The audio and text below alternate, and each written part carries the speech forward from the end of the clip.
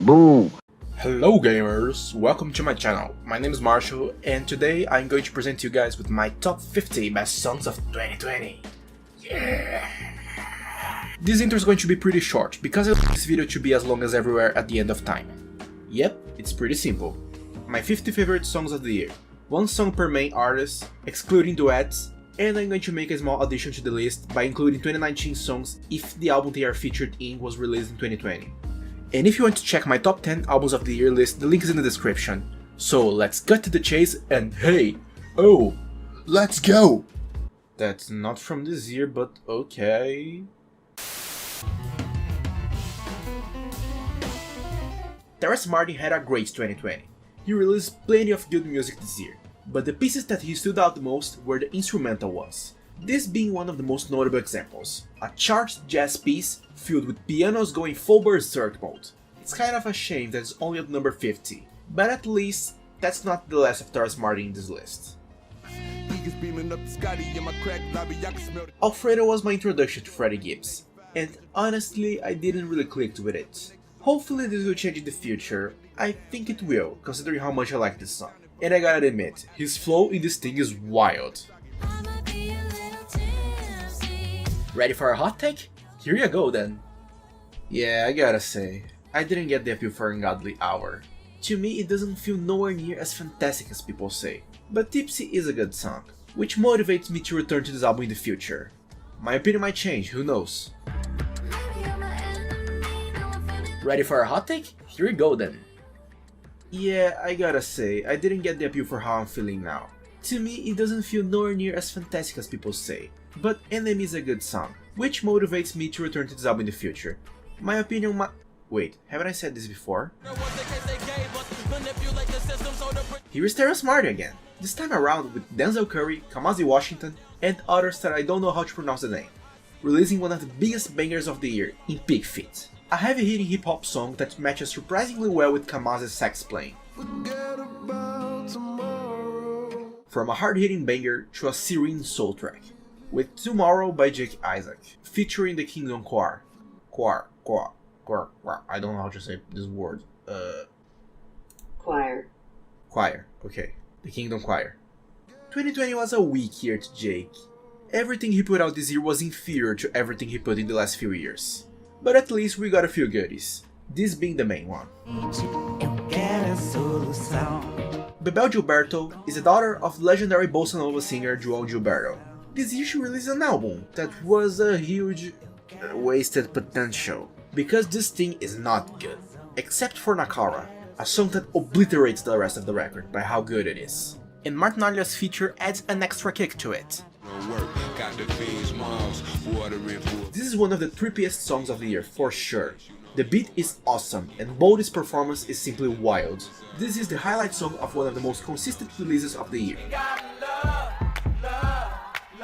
The chorus of the song has only vocals and a bass drum playing. And if you think that it wouldn't sound good, think otherwise. Because this is the prize at the end of that saturated as hell album Tiana dropped this year.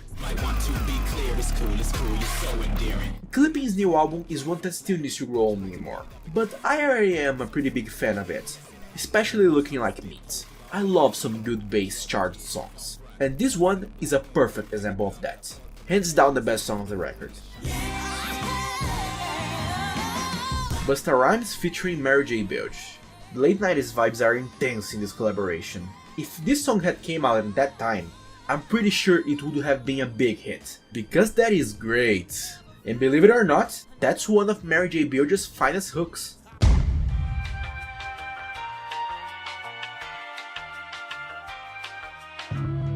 Roll the credits. Again we're going back to the 90s for this one. You can't tell me this isn't Nas' best song in a while. The beat of this thing is genuinely one of the best of the entire year. And I am glad Nas is taking his form back. And now let's take a trip to the early 70s, with a song that exhales boomer vibes, both in lyrics and instrumentals. And since I like that rock and roll revival it's happening these days, this is fine to me. At least they are easily recognizable, unlike certain... if you know, you know. Haru Nomori is back, 2 years after her acclaimed debut album, with one of the most forceful rock songs of the year, Umi ni Nate, that could easily fit in her previous record, considering how sharp it is. Soulstra's Mega finally released her long-awaited debut EP, after she struck us with the song Chariot in 2017.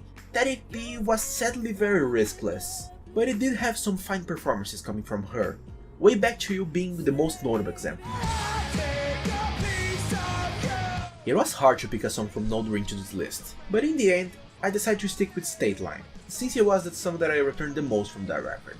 I freaking love the progression of this thing. Every other second is like a punch in your face.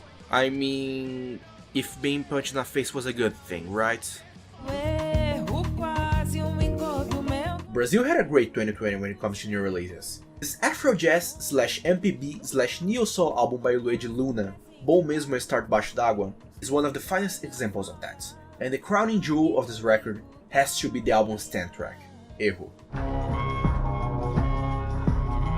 Mud is the only song from Cenizas that has vocals in it, and while this could be a turn down for ambient fans, I'll be sincere and say that I freaking adore this thing. It reminds me of the more eerie side of 9 Inch Nails. I was in doubt between like 4 songs from RTJ4 to include in this list, but in the end my pick was The Ground Below, one of the many hard-hitting bangers of this record, because of the more aggressive guitar on the beat, that emphasizes better the message of the song. I thought the day I'd fall in love with a black metal song would take a long time, but it happened with this Kaatayra track. Apparently just add folk to the release and some influences of Brazilian country, and you get a winner, and my pick for best Brazilian song of the year. When I heard this new Jessie Ware record, I felt like, why are people hyping this so much? This is just okay. But time passed, and I grew to like this record more and more. But even in my first listens, I already loved Soul Control. And here's the proof. Look at me being cringe on the internet. How original, right? May I dare to say that this is Fleet Fox's new best song. I'm hesitating to say that because it's livelier than his older releases, and I feel like it needs to age a little more to me take actual conclusions. But if I keep this opinion in like 10 months or so, I guess it's true. Modus Vivendi to me was the definition of an album that is more an artist saying, I have lots of potential to release a 10 out of 10 album, but it's not this one. And if things keep going the right way, it will happen eventually, and Guilty Conscience is leading the path to this. I liked Having to Torture Mind considerably, but I don't know, I think I should have liked this album more. At least, like the rest of the album in the same way that I like Kerosene, that's for sure. Expectations as a whole isn't an album that does many drastic sound changes, but Grace Has a Gun takes the cake, just because this is one of the most impacting performances of Katy in her vocals. The chorus of the song is one of those moments that you keep listening in loop due to how awesome it is. Daisies, daisies, daisies. If you searched in the dictionary the definition of the word middling, it would appear this new Katy Perry album. It had a few good songs in it, but it was mostly average. And there was also Daisies.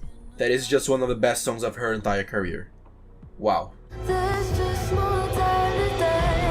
I considered putting Terra 4am in this list, but I decided to stick with No Time to Die. When I started gathering songs for this list in like the middle of April, this was the song that was in the top of my list. It might have fallen significantly, but I'm still in love with this song, and it's still one of my favorite Billie Eilish tracks, even if it's not one of her most out there moments. I seriously don't know how a collaboration between Gorillaz and Beck hadn't happened before. Listen to how good this song is. It should have happened for a while now, but better late than never, I guess. Say whatever you want about it. This is very likely to take the spot of my favorite Taylor Swift song in the future. Stay alert, Blake Space. I gotta respect Phoebe Bridgers for her songwriting skills, but I will cut to the chase and say that I don't really like her slower songs. Her faster songs on the other hand, damn. I spend like strawberries. Fetch the Bolt Cutters was a bold artistic statement that can be considered one of the defining albums of the early 2020s in the future. And while I also love Chamika, I gotta give Heavy Balloon the title of best song of the record to me. Ohio was my introduction to King Princess's music. And Jesus, what an introduction it was. I still need to get some time to dive into her discography better, but if things go in the same direction of this song, I'm sure I will love it. Oh boy, oh boy, oh boy. I sure can't wait to listen to this new Kid Cudi album. Thousands of tears later. Why is this so disappointing?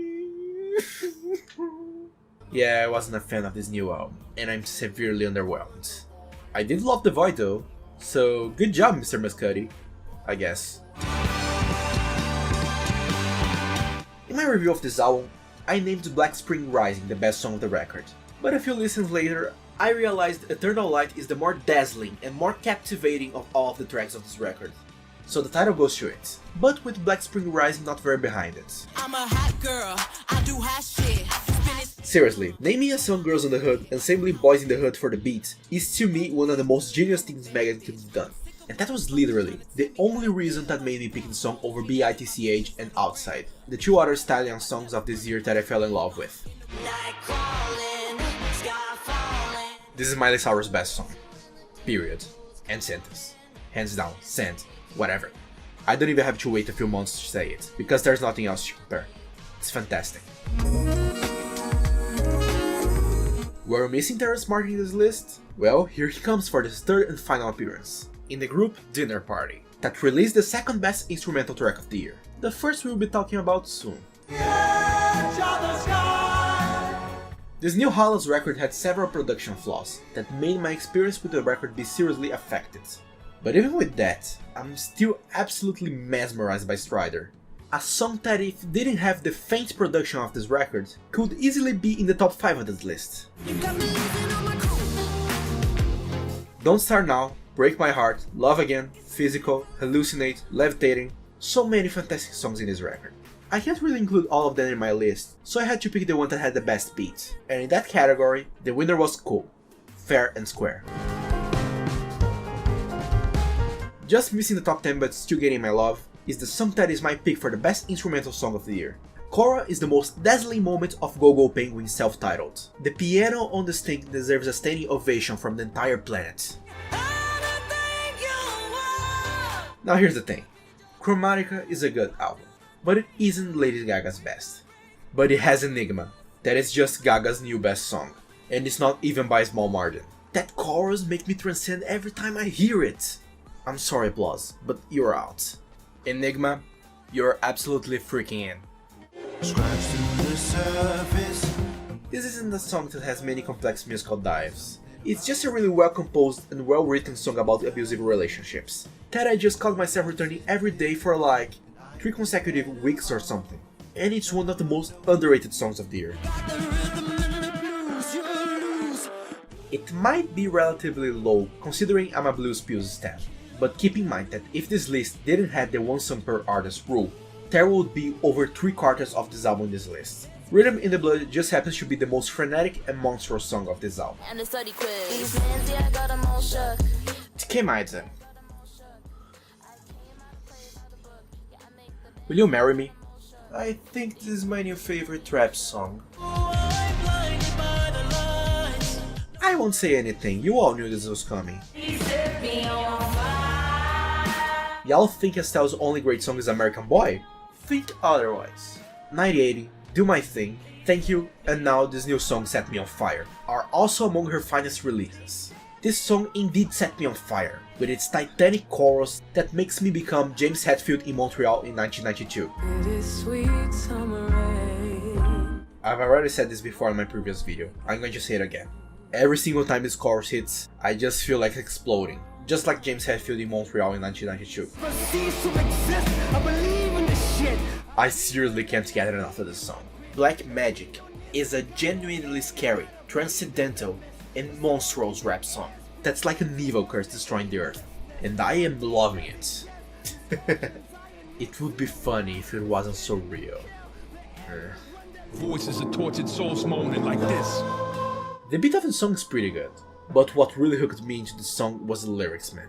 Every single time I listen to this song, the lyrics get me like it's my first time listening to it. And considering the subjects of the song are incredibly real, it makes the song hit like the moon just fell over you. And before revealing my number 1 song of 2020, I would like to add some extra suspense and include 15 honorable mentions here. Here we go!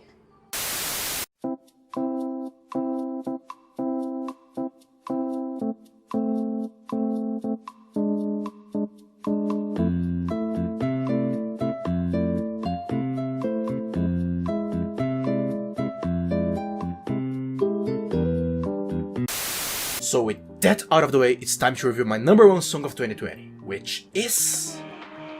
Oh, excuse me guys. My good friend Lianne La Havas is calling me. Hello my dear, how are you? I'm doing great. Sweet. Have I... Sure. Have you seen that I included you in my top 10 albums of the year list in the top spot? What? You are not satisfied? You want more? Lianne La Havas just took over 2020 and consumed it like a meal, and the song that led her way here was Excess. This is a song that wastes not even a second. Every single segment in here is just in the right way. The oriental styled intro, the loud guitar strums that ties the song together, the Latin influenced instrumentation on the verses, one of the catchiest choruses of the year, a beautiful bridge, fantastic lyrics about consumerism, and the abrupt ending, that usually to me is a nuisance, here fits in perfectly. I listened to the song almost every single day since I found out about it. It was almost like I heard the song once every time I took a breath. I wonder what that would look like.